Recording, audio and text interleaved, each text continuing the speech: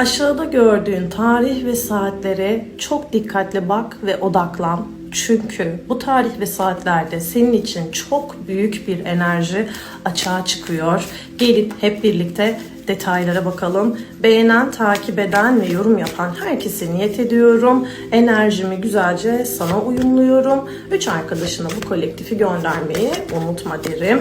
Gelen kartlara baktığımda bu gördüğümüz tarih ve saatler aralığında senin içine sineni seç diyor. Çünkü güç kartı geldi. Burada çok büyük bir güç açığa çıkabilir. İkili ilişkiler ve duygusal süreçlerde kalbini yoran, seni yoran bir kişiden bahsediyor kartlar. Burada duygusallıkta yenilgiye, mantık ve duygu arasında yorgun bir süreçte olduğunu ifade ediyor. Karşındaki kişi de su, toprak da olabilir. Su ve ateş pardon.